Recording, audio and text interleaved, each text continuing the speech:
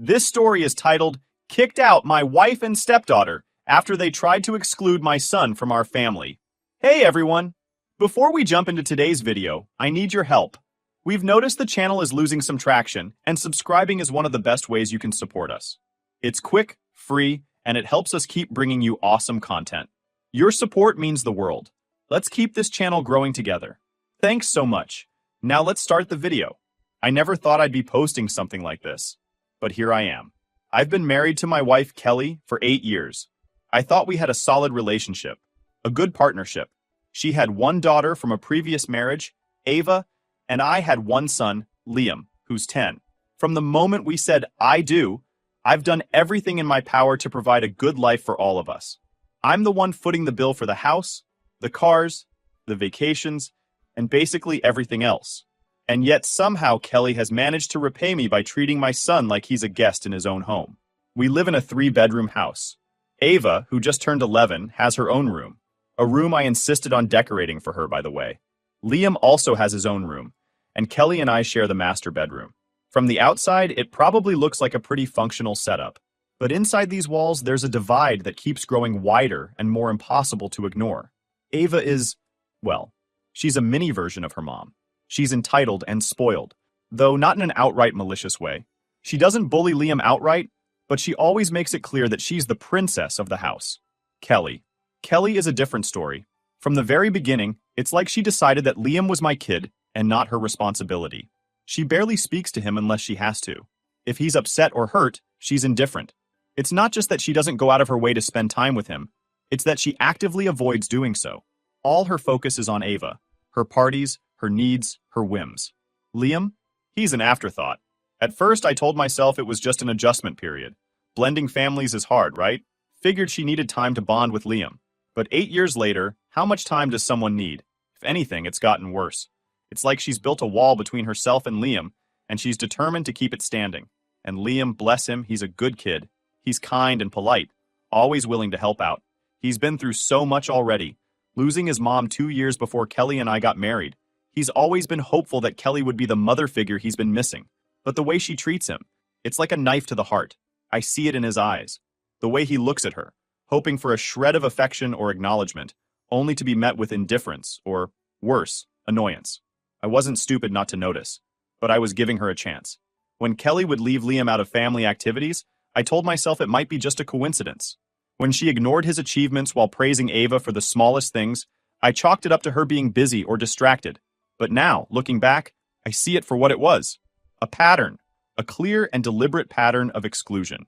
I've tried to talk to her about it over the years, but it always turns into a fight.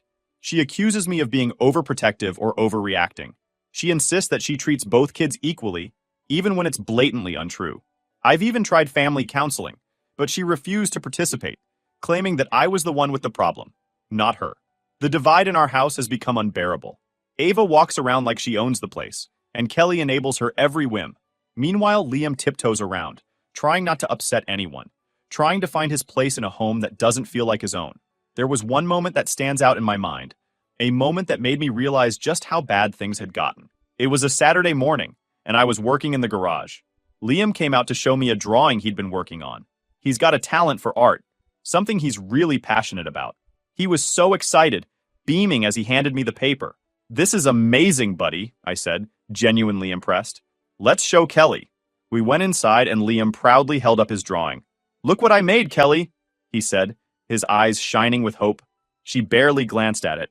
"That's nice, Liam," she said, her tone flat. Then she turned back to Ava, who was whining about wanting a snack. "What do you want, sweetheart?" she cooed, completely ignoring Liam. The way his face fell, I'll never forget it. It was like watching a balloon deflate. He walked away quietly, mumbling something about going back to his room. I stood there, stunned, angry, and heartbroken all at once. I wanted to scream at Kelly, to shake her, and make her see what she was doing, but I didn't. I just stood there, frozen, as the realization hit me. This wasn't going to change. Now, every time I see Liam retreat to his room, or look at Kelly with that mix of hope and disappointment, I feel a knot in my stomach. He deserves better. He deserves to feel loved and valued in his own home. And if Kelly isn't willing to step up and be the mother he needs, then I'll have to figure out another way to give him the life he deserves. This is our reality. A blended family that looks perfect only from the outside. I'm sharing this because I need to get it off my chest, and maybe someone out there has been through something similar. Maybe someone has advice or words of wisdom. Because right now I feel like I'm failing my son, and that's a pain I wouldn't wish on anyone. What do you think? Update. The breaking point came last weekend. It was Ava's 11th birthday, and Kelly went all out. She decorated the backyard with balloons and streamers, hired a clown, and got a custom cake with Ava's favorite cartoon characters on it. The whole setup screamed over the top, but I went along with it. Ava was excited, and I thought it might be a good opportunity for everyone to bond, or at least pretend to. Liam was looking forward to the party too. He had saved up his allowance to buy Ava a small gift, something she'd mentioned wanting weeks ago.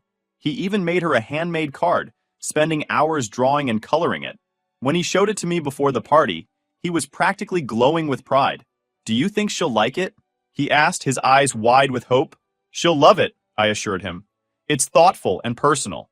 She'll see how much effort you put into it." The party started off well enough. The kids played games, chased each other around the yard, and laughed like only kids can. Liam tried his best to join in, even though he's naturally a bit quieter and more reserved. When it was time for the cake, everyone gathered around the table. The cake was a masterpiece, covered in colorful icing and shaped like Ava's favorite character. The kids oohed and awed as Kelly lit the candles. I noticed Liam standing off to the side, holding his gift and card. I gave him a little nudge. "Go stand next to Ava. Let's get a picture of you two together," I said. He smiled shyly and walked over, standing next to Ava with his gift in hand. Just as the camera was about to snap, Kelly's voice cut through the air. "Liam, step out for a second," she said, waving her hand dismissively. "I want a picture with just Ava." Liam froze. He looked at me, confused and hurt. His smile faded, and he hesitated for a moment before stepping aside, his head hanging low. My heart sank. I could feel the anger bubbling up inside me, but I tried to keep it in check. After the picture was taken, I walked over to Liam. "Hey, bud, you okay?" I asked softly. He nodded, but I could see the tears welling up in his eyes. He quickly wiped them away and forced a smile. "Yeah, I'm fine," he said, his voice barely above a whisper. That was the moment I snapped. I turned to Kelly, who was busy organizing the next activity. "What the hell was that?" I demanded, my voice louder than I intended. She looked at me like I had 3 heads. "What are you talking about?" she asked, genuinely confused. "Why would you tell Liam to step out of the picture? He's part of this family too," I said, my voice shaking with anger. Kelly rolled her eyes. "I just wanted a picture of Ava. It's her birthday after all. What's the big deal?" "The big deal is that you made Liam feel excluded on purpose," I shot back. "Do you have any idea how that made him feel?" "You're overreacting," she said dismissively. "He'll be fine." I turned to Liam, who was now standing off to the side, clutching his gift and card. "Does he look fine to you?" I asked, my voice rising. The tension was palpable. The other parents at the party quickly averted their eyes, pretending not to notice the argument unfolding. Kelly stormed off, muttering something under her breath, and I stayed with Liam, trying to comfort him. The party continued, but the damage was done. Liam's mood was ruined, and so was mine. Later that night, after the kids were in bed, I confronted Kelly again. "You're driving a wedge in this family," I told her. Her response was as cold as ever. "I'm already doing enough by letting him live here. Don't ask me to do more." I couldn't believe what I was hearing. Letting him live here? As if he were some unwelcome guest? My blood boiled, but I forced myself to stay calm. "This is his home, Kelly. I think you've forgotten that," I said firmly. "And if you can't treat him like he belongs here, then maybe this isn't going to work." She didn't respond, but the look on her face said it all. The divide in our family had never felt wider, and I knew something had to change. Soon. The fight didn't end with Ava's party. If anything, it ignited a fuse that had been smoldering for years. For the next few days, Kelly and I barely spoke. The tension in the house was suffocating. Even Ava, who usually thrived on being the center of attention, seemed uneasy. But Liam? Liam just kept his head down and stayed out of the way, as if he were used to being collateral damage. It was a Thursday evening when everything boiled over. I came home from work, exhausted but determined to address what had happened. Kelly was in the kitchen, scrolling on her phone while Ava sat at the table doing homework. Liam was nowhere to be seen, probably hiding in his room like usual. "We need to talk," I said, setting my bag down. Kelly didn't even look up. "About what?" she asked, her tone clipped. "About Liam. About the way you treat him." That got her attention. She put her phone down and crossed her arms, leaning against the counter. What now? I thought we already had this conversation. No, we didn't, I said, my voice steady but firm. We had a fight. There's a difference. And I'm not letting this go. Ava glanced up from her homework, sensing the brewing storm, but Kelly waved her off. Go to your room, Ava, she said. Ava didn't argue, grabbing her books and retreating upstairs. Once we were alone, I took a deep breath and began. Liam's a good kid. He's kind, he's respectful, and he's done nothing but try to be part of this family. But you've shut him out from day one, and I'm done pretending it's okay. Kelly rolled her eyes. Oh, please, don't make me the villain here. I've done plenty for him. Like what? I shouted. Ignoring him? Treating him like a burden? Letting Ava walk all over him? That's not being a stepmom. That's being a bully. Her face flushed with anger. How dare you call me a bully? I've done everything I can to make this work, but he's not my kid. He's your responsibility, not mine. And Ava's not mine, I said, my voice rising. But I've treated her like she is. I've provided for her, supported her, loved her. Why can't you do the same for Liam? Because it's different, she snapped. Ava's my daughter. Liam, he's just your son. Her words hit me. Just your son. As if he were some outsider, an unwelcome guest in his own home. I stared at her, my hands shaking with anger. Do you even hear yourself right now? I asked, my voice low and trembling. You're not just hurting him, you're hurting us, this family. And if you can't see that, then maybe you don't belong here either. Her eyes widened, and for a moment, I thought she might actually apologize. But instead, she doubled down. You're unbelievable. I've put up with so much from you and Liam, and now you're threatening to kick me out? Fine. Maybe I should leave. Maybe you and your precious son would be better off without me. The words hung in the air like a toxic cloud. I didn't respond. I turned and walked away, heading upstairs to check on Liam. He was sitting on his bed, headphones on, sketching in his notebook. When he saw me, he pulled off his headphones and smiled weakly. Hey, Dad. Everything okay? I sat down next to him, my chest tight with guilt and sadness. I'm working on it, bud, I said, ruffling his hair. I promise. The next morning, I decided I needed solid evidence before making any serious decisions. I hated the idea of spying in my own home, but I couldn't shake the feeling that there was more going on behind my back. The tension in the house, the way Liam seemed to retreat into himself more every day, it all pointed to something deeper than what I had already seen. I needed to know the truth, not just for my own clarity, but for Liam's sake. The truth will also help me in the divorce process that I'm now seriously considering. So I ordered a couple of discreet cameras online, the kind small enough to blend into the background without drawing attention. They arrived 2 days later, and I spent the evening carefully installing them in common areas. The living room, the kitchen, and most importantly, Liam's room. I took extra care to position them where they would capture the interactions without invading anyone's privacy unnecessarily. For the next week, I reviewed the footage every night after everyone went to bed. At first, the recordings didn't show anything unusual. Liam mostly stayed in his room, reading or sketching. Kelly and Ava went about their routines, and there were no outright conflicts. For a moment, I began to doubt myself, wondering if I was being paranoid or overreacting. But something from the inside told me my doubts were true. Then, on the third day, I found it. The footage began innocuously enough. Liam was in the living room, sitting quietly on the couch with a book in his hands. Ava entered the frame, her posture immediately exuding entitlement. She walked straight up to Liam and snatched the book from his hands without a word. Liam looked up at her, startled, and reached out to take it back. "This isn't your house," Ava hissed, her voice dripping with disdain. "Stop acting like you belong here."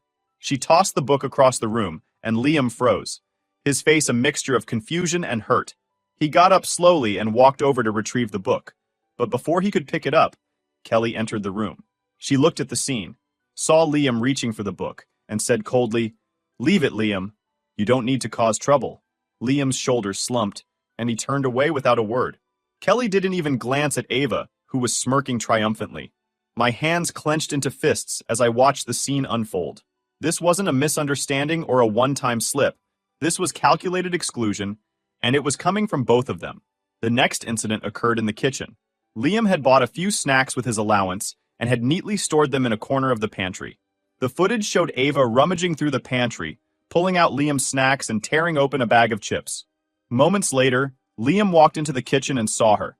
He approached her hesitantly, his voice polite but firm. "Ava, those are my snacks. Can you please not eat them?" he asked.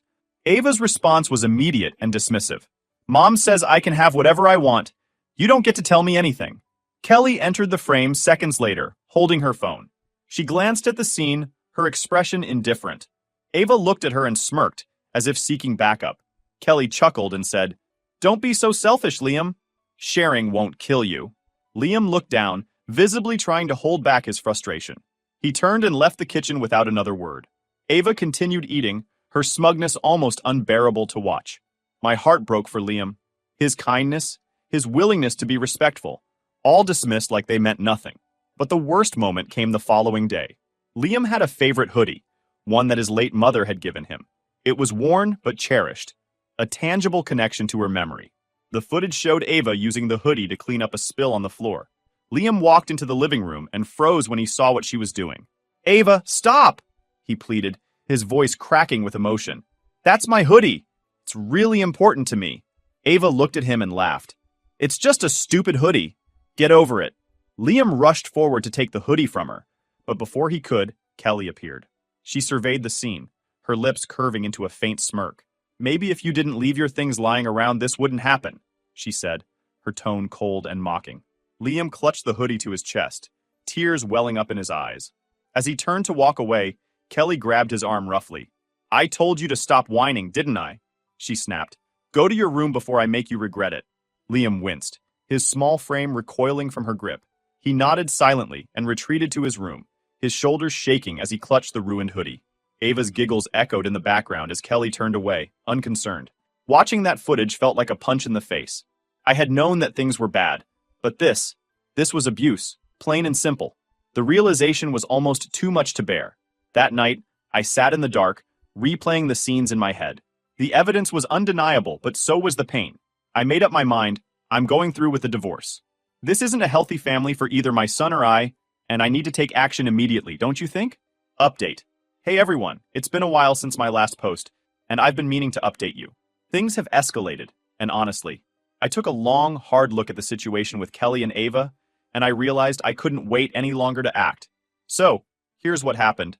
The day I confronted Kelly with the videos was one of the hardest and most liberating moments of my life. I waited until Liam was at school and Ava was out with a friend. Kelly was in the living room, scrolling on her phone like nothing was wrong. My heart was pounding, but I knew I had to stay calm and stick to the facts. "Kelly," I started, holding the folder where I'd printed screenshots from the footage. "We need to talk. Now." She looked up, annoyed. "Can it wait? I'm in the middle of something." "No," I said firmly, sitting down across from her. "It can't." I handed her the folder, and she opened it reluctantly. As she flipped through the screenshots, Ava snatching Liam's book, her mocking him about the snacks, and the incident with the hoodie, her expression barely changed. When she got to the part where she grabbed Liam's arm and snapped at him, she tossed the folder onto the coffee table. "So what's your point?" she said, crossing her arms.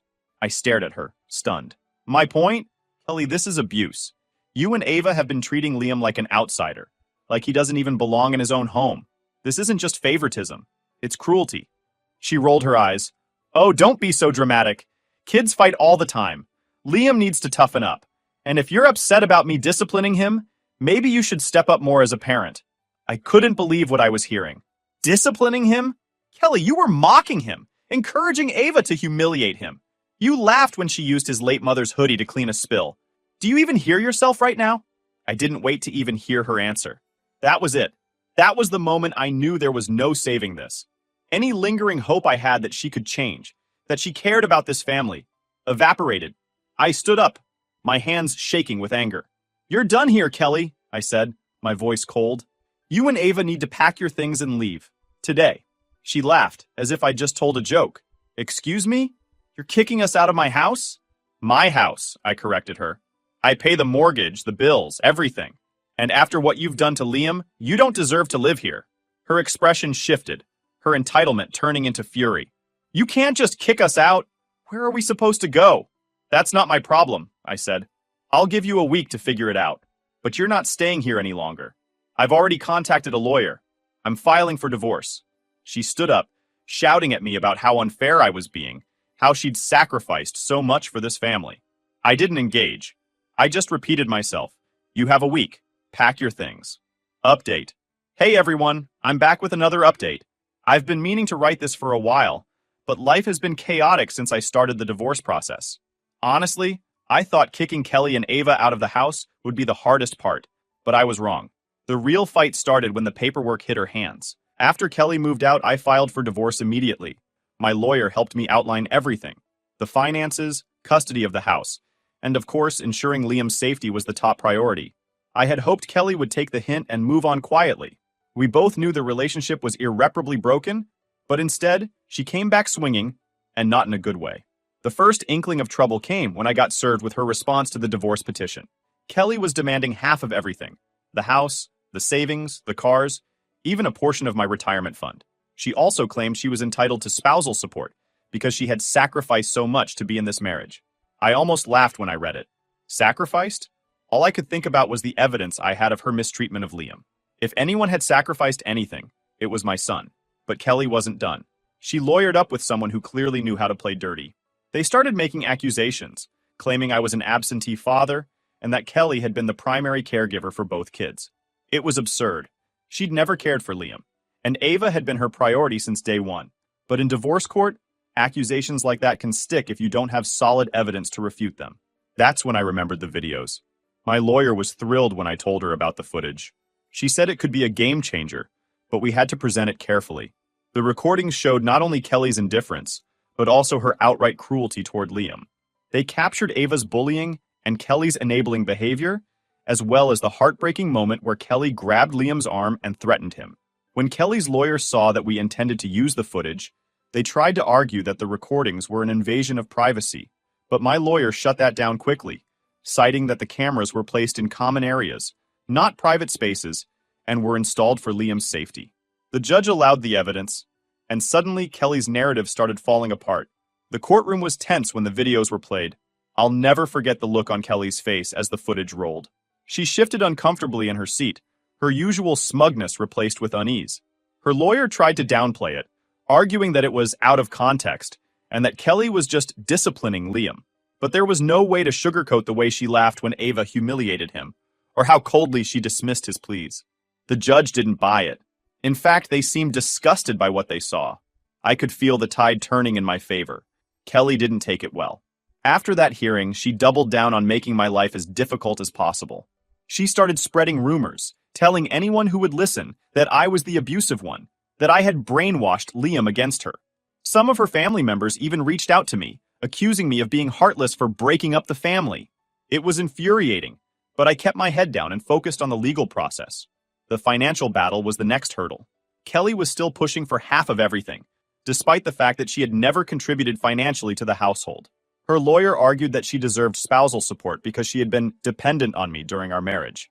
My lawyer countered with the videos, showing that Kelly's behavior had contributed to the breakdown of the marriage and that she had failed to fulfill even the basic duties of a partner and stepmother. The judge sided with me on most counts. Kelly didn't get the house or the majority of our savings. She walked away with a smaller settlement than she had demanded, and no spousal support. The court recognized that her behavior toward Liam was not only harmful, but also a significant factor in the divorce. For the first time in years, I felt like someone was truly in my corner. But the best part? Liam is safe now. The court granted me full custody of him, which means Kelly has no legal claim to him or the house. That was my biggest fear, that she would somehow try to use Liam as leverage, even though she had never cared about him. Now she can't hurt him anymore. Thank you to everyone who encouraged me to take that first step. Your advice and support gave me the courage to do what needed to be done. If you're out there, reading this and feeling trapped in a toxic situation, please know that there's a way out. It won't be easy, but it will be worth it. Liam and I are proof of that. Update. Hey everyone, I'm back with an update. Let's hope it's the last one and you and I stop hearing about Kelly ever again. A few weeks after the divorce was finalized, I started hearing rumblings through mutual acquaintances and even a few nosy neighbors. Apparently, Kelly wasn't doing so well living with her sister. Initially, I didn't pay much attention. I was focused on moving forward with my life and helping Liam adjust to our new normal. But then, Kelly started reaching out. It started with a few texts. At first, they seemed innocent enough. Basic questions about Ava's schoolwork or her belongings that were still at the house. I responded politely, keeping things short and professional. But it didn't take long for the tone of her messages to shift. The texts started coming more frequently, and they weren't just about Ava anymore. Kelly began reminiscing about our marriage, saying things like, "I didn't realize how good I had it, and I missed the life we had together." I ignored most of these messages, but then came the emails. In one particularly long email, Kelly poured her heart out. Well, at least that's what she wanted me to believe. She wrote about how hard things had been since the divorce, how her sister was impossible to live with, and how Ava was struggling in school because of all the changes. She even tried to tug at my heartstrings, claiming that Ava missed me and Liam and wanted to see us again. It was an obvious attempt to guilt me, but I wasn't buying it. From what I'd heard, Kelly's sister wasn't thrilled about having 2 new house guests. Kelly had always been high maintenance, and now that she didn't have me as a financial safety net, the cracks in her life were starting to show. She'd never had to budget or worry about bills before, and apparently, the reality of living without a provider was hitting her hard. Ava, meanwhile, wasn't adjusting well to the lack of luxury she'd grown accustomed to. The constant tension in their new living arrangement was clearly taking a toll, but that wasn't my problem anymore. One evening, Kelly called me. I stared at the screen for a moment before declining the call. Seconds later, she texted a period. "Can we please talk? Just for a few minutes." Against my better judgment, I decided to reply. "What do you want, Kelly?" Her response came almost immediately. "I just want to apologize. I've been thinking a lot about everything, and I realize now how much I took for granted. I made mistakes, and I want to make things right." I stared at the message, my jaw tightening. This wasn't about making things right. This was about her realizing she couldn't handle the life she had created for herself. I decided to call her bluff. "What exactly do you want to make right?" I replied. "The way you treated Liam? The way you let Ava bully him?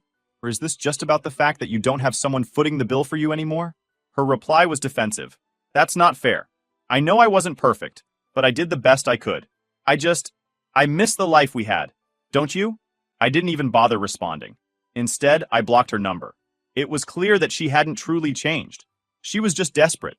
Desperate for the comfort and stability she had lost, and likely desperate for someone to shoulder her responsibilities again. But I wasn't going to be that person anymore. Over the next few days, Kelly tried other ways to get in contact. She emailed me from a different address, showed up at Liam's school claiming she wanted to check on him, and even sent a message through one of her friends. Each time I shut it down. I made it clear that we were done, that she had made her choices and would have to live with them. Now, a few months later, Kelly's attempts to reconcile have slowed down, though I wouldn't be surprised if she tried again. From what I've heard, she's still struggling, bouncing between jobs and relying heavily on her sister. Ava is reportedly acting out, which doesn't surprise me considering how she was raised. As much as I feel sorry for them, I know it's not my place to fix their lives. My priority is Liam and making sure he grows up in a loving, stable environment. To anyone reading this who might be in a similar situation, let me say this. People like Kelly rarely change. They might realize what they've lost, but that doesn't mean they're ready to take accountability or truly make amends. Thanks to y'all for following along with my story.